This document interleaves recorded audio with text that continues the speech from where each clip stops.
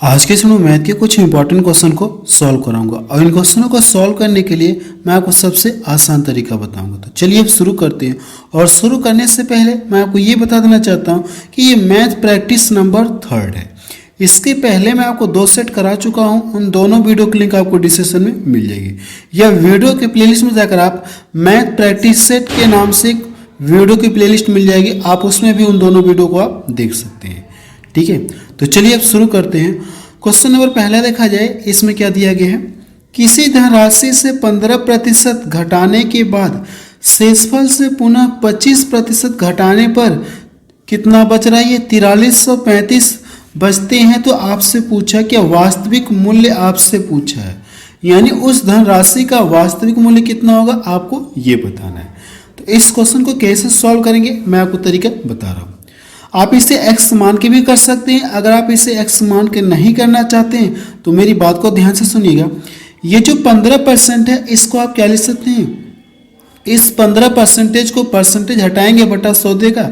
जब इसको काटेंगे तो 5 3 15 हो जाएगा, 5 3 15 और नीचे कितना हो जाएगा 5 दूना 10।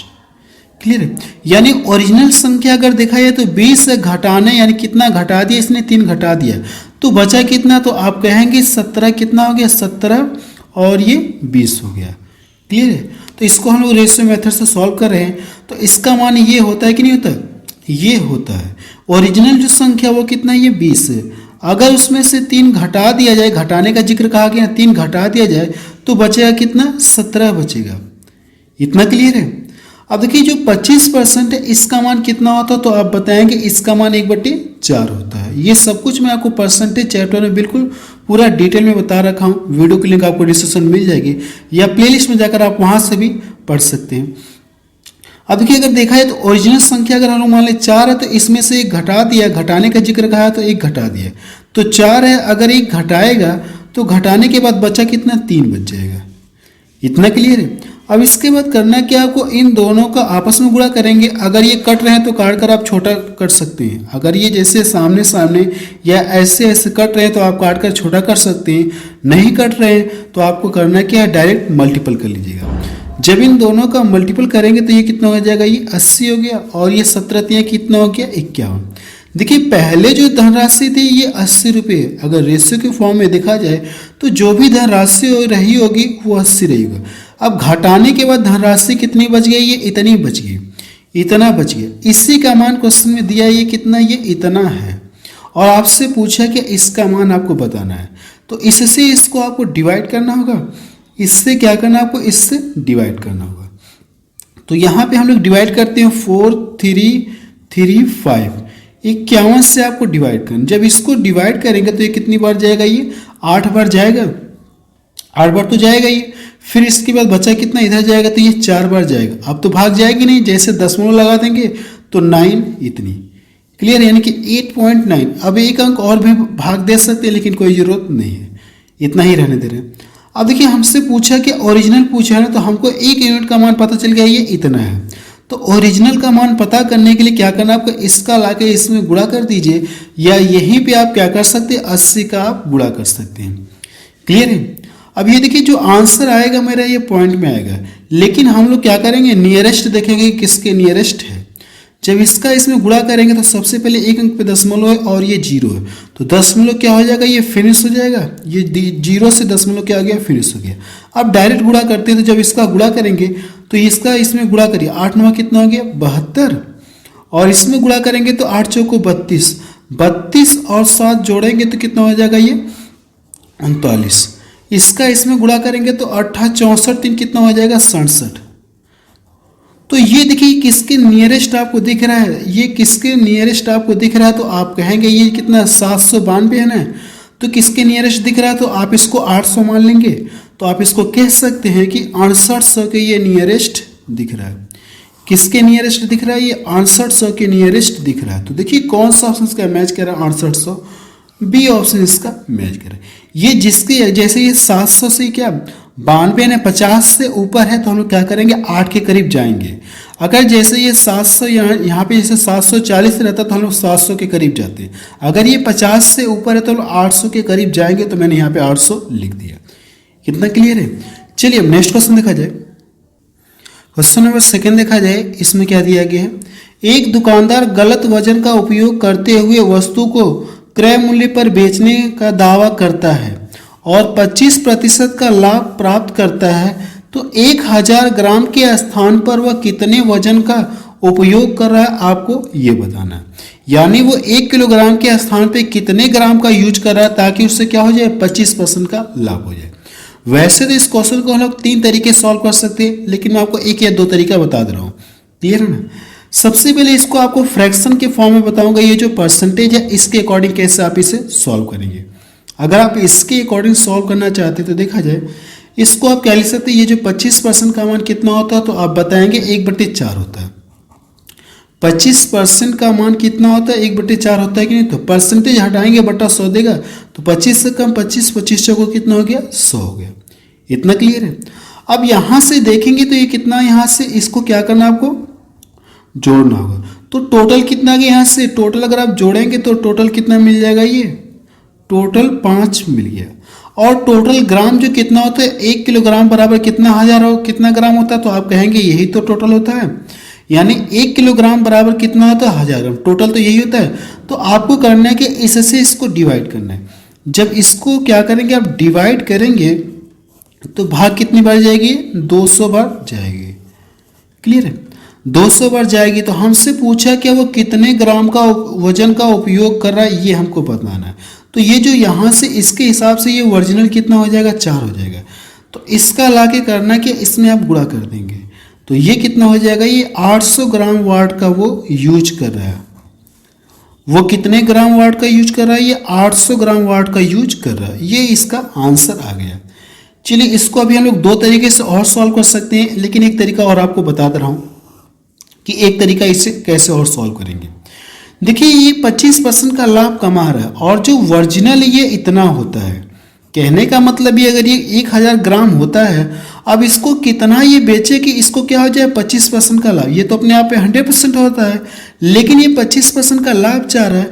तो इसमें क्या करना, आपको 125 से डिवाइड करना। ये तो अपने आप में 100% होता है कि नहीं। जो 1000 ग्राम है या 1 किलो है, ये अपने आप में 100% होता है, 100% होता है। अगर ये 25% का लाभ चाह रहा है तो इसमें करना है कि आपको 25 100 में जोड़कर डिवाइड कर दीजिए और यहाँ से 100 से गुणा कर लीजिए। तो आपको ये पता चल जाए कि वो 1 किलोग्राम के स्थान पे कितने वाट का यूज कर रहे हैं। अगर यहाँ से काटेंगे तो 25 चौको 100 गया, ये कितनी बार में कटेगा, 5। इसको डिवाइड करेंगे तो 8 बार कटेगा। अब इन दोनों का जब मल्टीपल कर लेंगे तो कितना हो जाएगा, ये 800 ग्राम। कितने वाट का यूज कर रहा है, वो 800 ग्राम वाट का यूज कर रहा है। तो बी ऑप्शन इसका मैच कर रहा है। इसे देखिए अभी 1-2 तरीके से और सॉल्व कर सकते हैं, लेकिन मैं रहने दे रहा हूँ। इस क्वेश्चन को हम लोग 2 तरीके से और भी सॉल्व कर सकते हैं, लेकिन मैं रहने दे रहा हूँ। सिर्फ 2 तरीका मैंने आपको बता दिया। चलिए नेक्स्ट क्वेश्चन देखा जाए। क्वेश्चन नंबर 3 देखा जाए, इसमें क्या दिया गया है। एक महिला किसी वस्तु को 950 रुपये में खरीदती है और उसे 1150 रुपये में बेच देती है, तो उसका प्रतिशत लाभ कितना है, आपसे ये पूछा गया। और निकटतम पूर्णांक में आपसे पूछे, यानी जो काटने पीटने के बाद जो हमारा आंसर आएगा वो पॉइंट में आएगा। हमको निकटतम बताना कि इससे किसके निकट होगा। तो सबसे पहले इन दोनों के बीच में क्या करिए, वस्तु इतने में खरीदा, इतने में बेची। तो आप यहाँ से घटा के भी पता कर सकते हैं, या इनके बीच में आप रेशियो लगाकर भी पता कर सकते हैं। जब इन दोनों के बीच में रेशियो लगाएंगे तो 0 से 0 कट गया, 5 से ये भी कटेगा, 5 से ये भी कटेगा। तो रेशियो से अगर करेंगे तो काट के छोटा कर लीजिए। 5 एकम 5 हो गया, और ये कितना हो जाएगा, यहाँ से काटेंगे तो 19 हो जाएगा, 19 बार भी कटेगा। 5 से इसको डिवाइड करेंगे तो कितनी बार कटेगा, 5 दूना 10, 5 3 15। यानी अब यहाँ से देखिए, अब क्वेश्चन आपका छोटे फॉर्म में हो गया।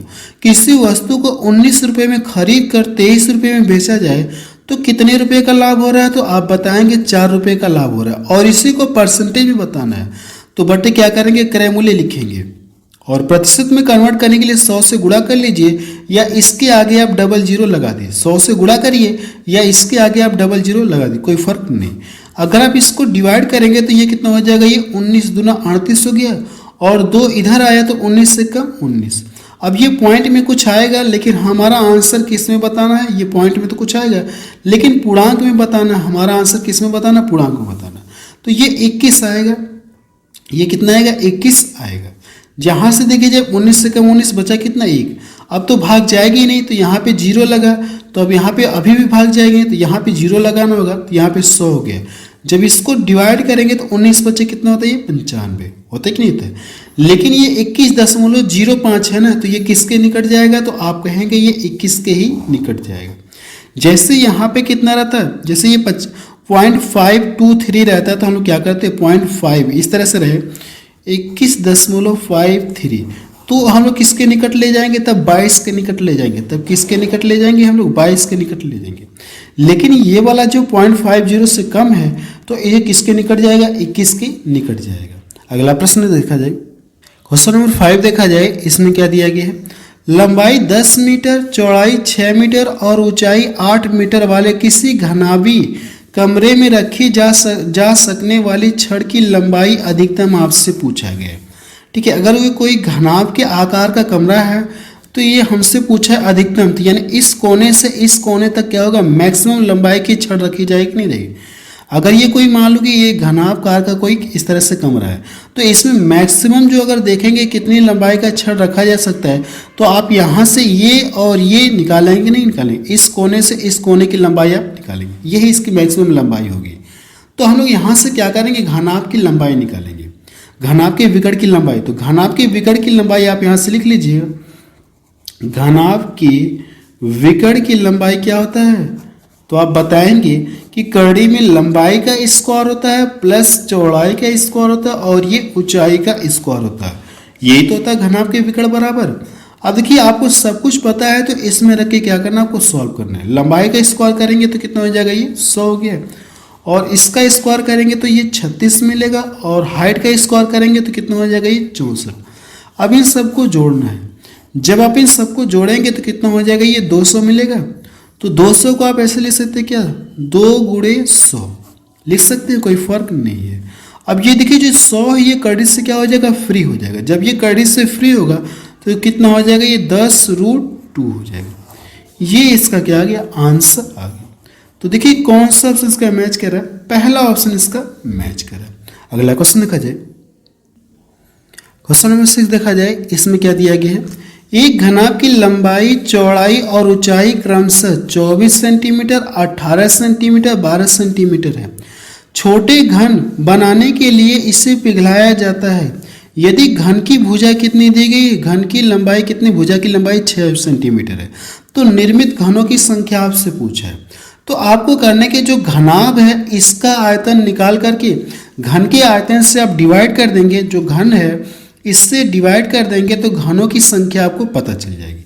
तो घनाभ का जब आयतन निकालेंगे तो आप यहाँ से लिख सकते हैं घनाभ का आयतन, तो लंबाई, चौड़ाई और ऊंचाई लिख लेंगे, तो हम लोग यहाँ पे डायरेक्ट कर रहे हैं, तो 24 गुणे कितना हो जाएगा, ये 18, और गुणे कितना हो जाएगा, ये 12 हो गया। अब इसमें करना है कि आपको जो घन है इसकी घन का आयतन आप करेंगे, तो यहाँ से घन का आयतन की क्या करना, आपको डिवाइड करना। तो घन का आयतन क्या होता है, भुजा का क्यूब होता है, भुजा का क्यूब, और भुजा का मान कितना दिया गया, 6 दिया गया। तो 6 गुणे लिखेंगे, नहीं लिखेंगे, भुजा का क्यूब होता है, तो 6 गुणे आप लिखेंगे। 6 से इसको डिवाइड करेंगे तो ये 4 बार में कटेगा, और 6 से इसको डिवाइड करेंगे तो 2 बार में, और ये 6 त्रिका 18, इनका गुणा कर लीजिए तो कितना आ जाएगा, 12 दूना कितना हो गया, ये 24। तो इस प्रकार कुल कितने घन बनेंगे, तो आप बताएंगे कि 24 घन बनेंगे। तो पहला ऑप्शन देखिए इसका मैच करा। अगला प्रश्न देखा जाए, क्वेश्चन नंबर 8 देखा जाए, इसमें क्या दिया गया है, एक पुरुष का व्यय उसकी आय का 70% है, यानी जो खर्च है उसकी इनकम का कितना है, 70% है। यदि उसकी आय में 20%, 50% की 2 क्रमिक वृद्धि होती है, तो उसका नया व्यय उसकी पिछले व्यय से कितना प्रतिशत अधिक या कम है, ताकि उसकी नई जो बचत है, सेविंग जो नई है, उसकी पिछली सेविंग की कितना हो जाए, ये 2.5 गुनी हो जाए। तो सबसे पहले अगर हम लोग मान लें कि उसकी जो इनकम है, जो उसकी आय, वो कितना मान लीजिए, 100 मान लीजिए, तो आप यहाँ से लिख सकते हैं, ये इनकम लिख सकते हैं, और ये एक्सपेंडिचर यानी खपत, सॉरी यहाँ पे खर्च लिख सकते हैं, और ये सेविंग। यहाँ पे मैंने लिखा इनकम लिखा, यहाँ पे खर्च लिखा, और ये बचत लिखा। अगर हम लोग मान लें कि उसकी आय कितना, ये 100 है। अब ये देखिए कितना ये खर्च कर रहा है, ये इतना व्यय कर रहा है, ये क्या कर रहा है, इतना खर्च कर रहा है, इसकी आय अगर 100 रुपये कमा रहा है तो 100 रुपये में 70 रुपये क्या कर दिया इसने खर्च कर दिया। तो बचाया कितना इसने, तो आप कहेंगे कि 30 रुपये इसने क्या किया सेविंग किया। 100 रुपये कमा रहा है, इसमें से 70 रुपये खर्च कर दिया, तो सेविंग कितना किया 30 रुपये की सेविंग किया। इतना क्लियर है। अब कह दिया कि उसकी आय में क्या कर दिया, ये दो बार वृद्धि हो रही है। तो इन दोनों को चाहे तो आप सक्सेसिव निकाल सकते हैं या इसको आप फॉर्मूले से लगा सकते हैं a plus B plus A B upon 100। इसकी सहायता से आप क्या कर सकते हैं, इसका सक्सेसिव यानी ये दोनों छोटे एक के बराबर या सॉरी ये दोनों वृद्धि जो है किसी एक के बराबर होंगी, आपको ये पता चल जाएगा। तो इसमें रख के क्या करना, आपको सॉल्व करना, a प्लस बी वाले में फॉर्मूले में रख के सॉल्व करना है। तो ए बी का मान दिया है, इसमें रख के सॉल्व करना था। सबसे पहले इन दोनों को जोड़ेंगे तो कितना हो गया, 70 हो गया। अब यहाँ पे a इंटू बी लिखेंगे तो ये देखिए 0 से 2 0 कट जाएंगे, तो यहाँ से कितना मिलेगा 5 दूना 10, ये तो 70 है और यहाँ से कितना मिलेगा ये 10, तो कितना हो जाएगा ये 80 हो जाएगा। यानी उसकी आय में 80% की वृद्धि हो गई। तो इसका 80% निकालेंगे तो 80 ही तो आएगा, तो कितना ये बढ़कर हो जाएगा 180 हो गया। अब जो उसकी जो नई बचत है वो पिछली बचत की कितना 2.5 गुनी, यानी ये जो बचत है इसका ये कितना, ये 2.5 गुना 2.5 गुना। तो इसका 2.5 गुना कितना होगा, तो इसका 2.5 गुना इसका देखिए 2 गुना करेंगे तो 60 हो जाएगा। अब इसका आधा लेना है तो 15, 60 में 15 जोड़ेंगे तो कितना हो जाएगा, तो आप कहेंगे 75 हो जाएगा। होगा कि नहीं होगा इतना। अब ये देखिए इसकी सेविंग पता चल गई। अगर ये इतने रुपए कमा रहा है और इतने रुपए सेव कर रहा है तो खर्च कितना किया, तो आप इसको क्या करेंगे यहाँ से घटाएंगे। जब इसको घटाएंगे यहाँ से तो ये पता चल जाएगा कितने रुपए इसने कितने रुपए खर्च किया। तो यहाँ से जब घटाएंगे तो 105 मिलेगा।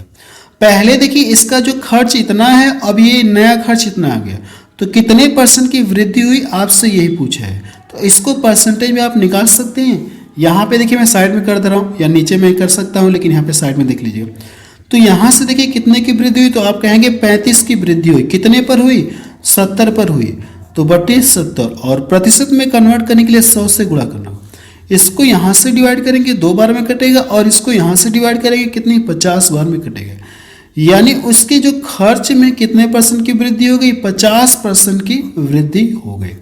देखिए कौन सा ऑप्शन इसका मैच कर रहा है, 50% अधिक। तो ये वाला ऑप्शन देखिए इसका मैच कर रहा है।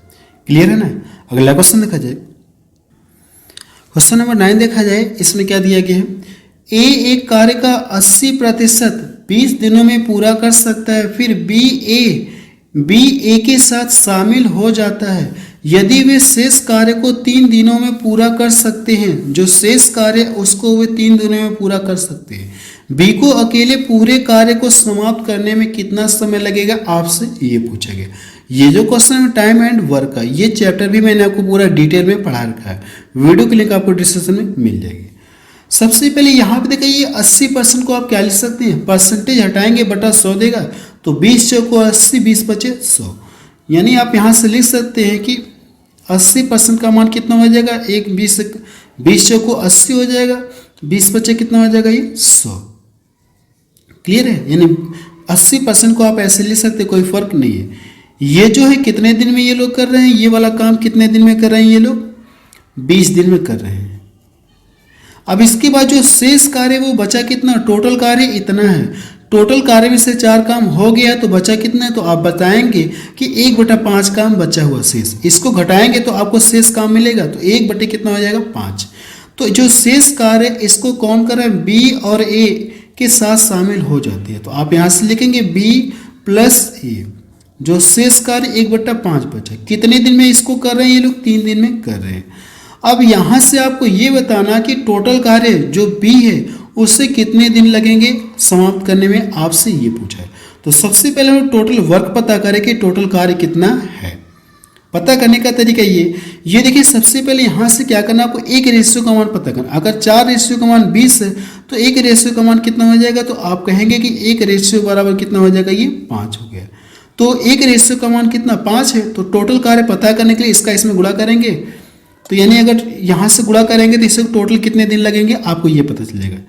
यहाँ से कितना हो जाएगा, 25 दिन का समय लगेगा। अगर टोटल कार्य में किससे कराऊँ, ए से कराऊँ, तो कितने दिन में करेगा, 25 दिन में करेगा। क्लियर है ना। अब यहाँ से देखा जाए, अगर यहाँ से करेंगे तो एक रेशियो का मान कितना आ गया, ये एक तो पहले से ही है, तो एक रेशियो बराबर 3। तो यहाँ से ये कितना, ये इसका इसमें गुणा करेंगे तो कितना आ जाएगा, ये 15। अगर टोटल कार्य दोनों मिलकर करेंगे, बी प्लस सी दोनों मिलकर काम करेंगे तो कितने दिन में समाप्त करेंगे, 15 दिन में समाप्त करेंगे। अब देखिए प्रश्न आपका कुछ इस तरह से बन गया कि ए किसी कार्य को 25 दिन में करता है, बी प्लस ए उसी काम को 15 दिन में करते हैं, तो बी अकेले उस काम को कितने दिन में करेगा, आपसे ये पूछा जाएगा। देखिए इसका जो कॉन्सेप्ट होता है चैप्टर मैंने आपको पढ़ा रखा है, आपसे रिक्वेस्ट कर रहा हूँ कि टाइम एंड वर्क की मेरी वीडियो को एक बार जरूर से देख लीजिएगा, हर एक पॉइंट आपको पूरी तरह से क्लियर हो जाएगा।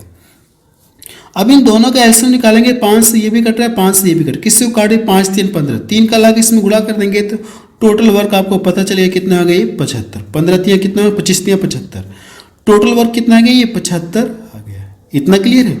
अब इसके बाद करना क्या, आपको इससे इसको डिवाइड करना है और इससे इसको डिवाइड करना है, तो 5 बार भाग जाएगी। इतना क्लियर है। अब देखिए टोटल कार्य किससे कराना है, ये बी से करवाना है, तो हम सबसे पहले ये पता करें कि बी जो है एक दिन में कितना काम कर रहा है, ए जो एक दिन में कितना 3 काम कर रहा है और दोनों मिलकर कितना 5 काम कर रहे हैं। अगर मैं इसको यहाँ से घटा लूँ तो कितना मिलेगा, 2, और ये जो 2 काम है कौन कर रहा है, ये बी कर रहा है। कौन कर रहा है, ये बी कर रहा है, क्योंकि ए जो है यहाँ पे 3 काम कर रहा है तो ए का इसमें तो 3 काम शामिल है, तो बचा जो 2 कार्य है वो कौन कर रहा है, बी कर रहा है। क्लियर है। अब ये जो बी वाले से क्या करना है, टोटल वर्क ये वाला कराना है, तो आप यहाँ से लिख लीजिए 75 बटे कितना हो जाएगा, 2।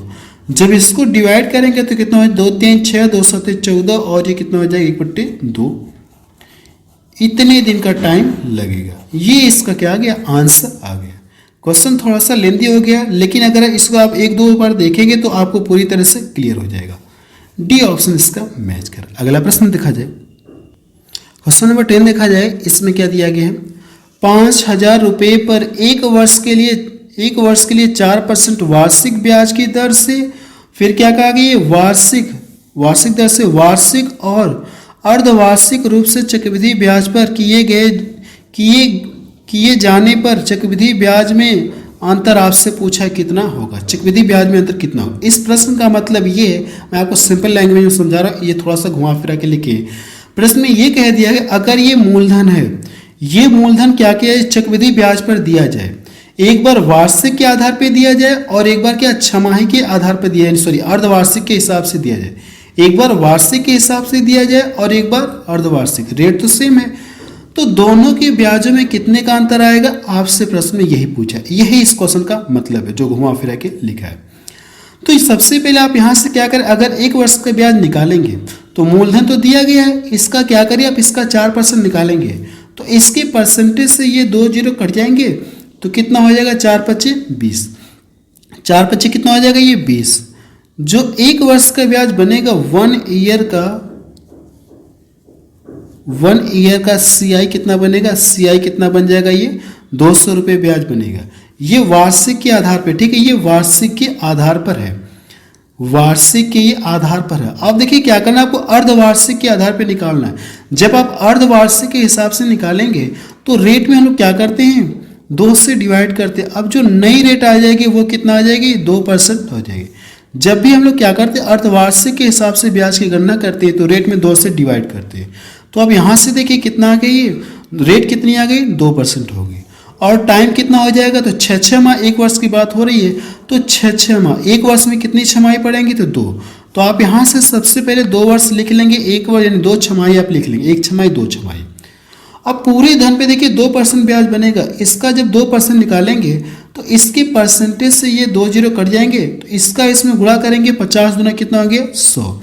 एक साल में जो 100 रुपये ब्याज बन रहा है, अगर ये रेट हो जाए, जब ब्याज की गणना किस पे कीजिए, अर्धवार्षिक के आधार पे, तो यहाँ से 100 रुपये ब्याज बना। जैसे दूसरी छमाही में एंट्री करेंगे तो फिर ये 100 रुपये ब्याज बनेगा। लेकिन बात हो रही चक्रवृद्धि ब्याज की, तो इसमें होता क्या, ब्याज पर भी ब्याज बनता है। जो पिछले वर्ष का ब्याज है इस पर भी ब्याज बनेगा दूसरे साल में, ठीक है, दूसरे साल में जो इस पर भी ब्याज बनेगा, और रेट कितनी, 2%। इसका 2% निकालेंगे तो कितना आ जाएगा, ये 2। जब आप इस पूरे को जोड़ेंगे तो आपको CI मिल जाएगा, CI कितना हो जाएगा, ये 202 हो जाएगा। यहाँ पे देखिए 1 वर्ष का ब्याज है और ये 2 वर्ष का ब्याज, सॉरी ये भी 1 वर्ष का ब्याज है, ये भी 1 वर्ष का ब्याज है, ये भी 1 वर्ष का ब्याज है। लेकिन ये जो ब्याज है किसमें, ये अर्धवार्षिक के हिसाब से, ये है अर्धवार्षिक के हिसाब से, और ये क्या, वार्षिक। तो दोनों की ब्याजों में कितने का अंतर पाया गया, तो आप कहेंगे 2 रुपये का अंतर पाया गया। कितने रुपए का अंतर पाया गया, 2 रुपये का अंतर पाया गया। सी ऑप्शन इसका मैच करें। बस अब रहने दे रहे हैं, तो आप मुझे कमेंट सेक्शन में जाके बताएं कि ये वीडियो आपको कैसा लगा।